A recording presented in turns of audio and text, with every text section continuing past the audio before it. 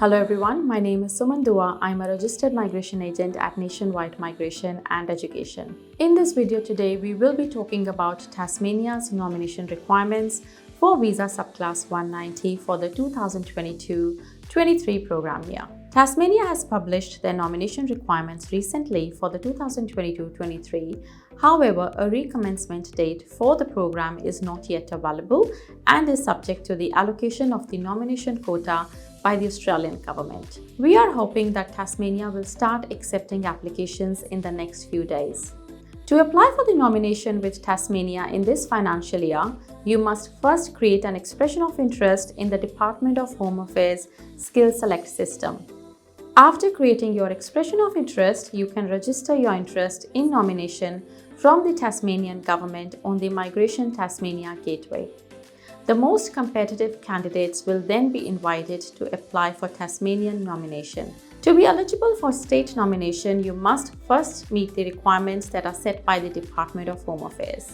These requirements are that you must have not yet turned 45 years of age, you must nominate an occupation on the relevant list of eligible skilled occupation list, you also need a valid and positive skills assessment for your nominated occupation, you need at least competent English language proficiency, and you need at least 65 points on the Department of Home Affairs points test, which includes the state points. On top of the requirements from the Department of Home Affairs, you will need to meet the state's additional nomination requirements. Tasmania has introduced 3 migration pathways for 190 nomination for this financial year. These are Tasmanian Skilled Employment Pathway, Tasmanian Skilled Graduate Pathway, Tasmanian Established Resident Pathway. Now let's look at each one of these pathways. The first one is Tasmanian Skilled Employment Pathway. To be eligible under this pathway, you must have been working in Tasmania for 6 months immediately prior to your application. Your employment must average at least 20 hours per week over the 6 months period immediately prior to lodging your application. You must currently be living in Tasmania and intend to continue living in Tasmania. Your dependents must not be living in another Australian state or territory. Your employment must be in an occupation listed on the Tasmanian Onshore Skilled Employment Occupation List, also known as TOSOL. Your employment needs to be closely related to your nominated occupation, and there must be a genuine ongoing need for your position within the business, including a minimum of 12 months contract with at least 3 months remaining at the time you apply for nomination. If you are a subcontractor, you may be considered in this pathway if you have a related skills assessment and at least 12 months business activity in Tasmania. Apart from these requirements, you may also need to possess one or more of the priority attributes listed for this pathway. Each pathway has their own set of priority attributes, and there are currently 3 sets of priority attributes for this pathway. The first attribute is gold.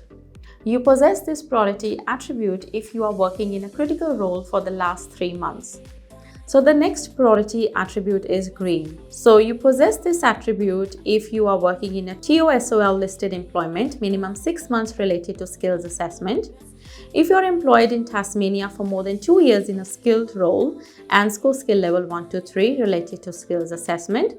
If you have 2 years prior industry experience and your pay salary exceeds the Australian average. For the orange priority attribute, you need a qualification related to current employment role, minimum certificate 3, not including online courses or qualifications gained on the basis of recognition of prior learning. If you have lived in Tasmania for over 2 years, you have proficient or superior English, you have a dependent employed in skilled role in ANSCO skill level 1 to 3 or running a business for the past 6 months, you have a dependent who's completed Tasmanian study, minimum AQF level 6, or you have a dependent who has lived in Tasmania for at least 6 months, or you have a close family living in Tasmania. So these are the priority attributes for the skilled pathway. Now Tasmania has a list of occupations that fall under the critical role, which are mainly under engineering and health sectors. Tasmania's skilled occupation list has a combination of professional and trade occupations and is a very extensive list. Now let's look at the Tasmania's skilled graduate pathway for subclass 190. Now to be considered for this pathway, you must meet the criteria and you may also need to possess one or more of the priority attributes listed for this pathway. You must have completed a course of study and obtained a letter of completion from a tertiary institution in Tasmania, registered on the Commonwealth Register of Institutions and Courses for Overseas Students, also known as CRI course.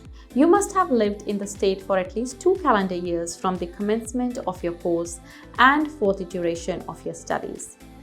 Your course of study must be AQF 5, which is a diploma level or higher, or at least Certificate 3 related to ANSCO Major Group 3 or Group 4 occupation, and be listed on CRI course with a duration of at least 92 weeks. Your course must have been completed full-time and on-site in Tasmania. You must currently be living in Tasmania and intend to continue living in Tasmania. Tasmanian PhD candidates who have not completed an undergraduate degree in Tasmania are eligible in this pathway after living in Tasmania and completing at least 2 years of the PhD discipline in Tasmania. Apart from these requirements, you may also need to possess one or more of the priority attributes listed for this pathway. Now, each pathway has their own set of priority attributes, and there are currently 3 sets of priority attributes for the graduate pathway. So for the Tasmanian Skilled Graduate Pathway priority attributes, we have got a gold attribute. What it means is that you're working in a critical role for the last 3 months. Then the green attribute means that you are currently employed for at least 6 months in a TOSOL listed role related to skills assessment, or you are employed in Tasmania for more than 2 years in a skilled role ANSCO 1 to 3 related to skills assessment. You are a PhD candidate and you have completed 2 years of PhD in Tasmania, or you are employed in Tasmania for at least 3 months in the area of skills assessment or Tasmanian study. You have operated a Tasmanian business directly related to skills assessment or area of study for at least 6 months. You have a job offer related to your skills assessment or Tasmanian study with medium or large Tasmanian business that has been operating in Tasmania for more than 5 years. Now, to meet the requirements for the orange priority attribute, you must be employed in Tasmania for at least the last 6 weeks in the same industry as your skills assessment or Tasmanian study. You must be employed in Tasmania for at least 3 months in an ANSCO 1 to 3 role, but not related to your skills assessment. If employed in ANSCO 4 to 5 role, hold a qualification relating to this role, minimum Certificate 3, not including online courses or qualifications gained on the basis of recognition of prior learning. Evidence of job interviews in Tasmania related to skills assessment or study. Completed an in-course work placement of at least 400 hours. Tasmanian study relating to occupation on critical roles list. Commenced PhD after completing undergraduate study in Tasmania. No other Australian residence or study. Lived in Tasmania for over 4 years. Proficient superior English. Dependent employed in skilled role ANSCO 1 to 3 or running a business for the past 6 months. Dependent completed Tasmanian study, minimum AQF level 6. Dependent has lived in Tasmania for at least 6 months.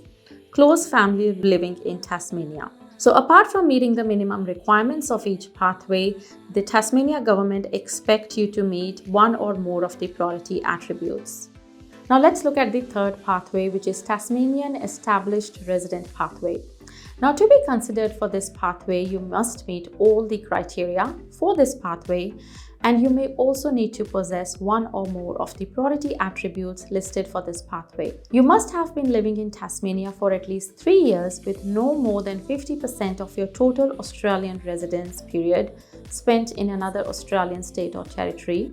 And you will also need to meet one of the 2 requirements, which is currently being employed in Tasmania in a role equivalent to ANSCO skill level 1 to 3, including a cumulative 12 out of the last 24 months, a minimum 20 hours per week on average, or currently be employed in Tasmania, including a cumulative 18 months in the last 3 years in a role equivalent to ANSCO skill level 4 or 5, a minimum of 20 hours per week on average. Have operated a business for at least the last 2 years with taxable earnings equivalent to the temporary skilled migration income threshold, which is 53,900.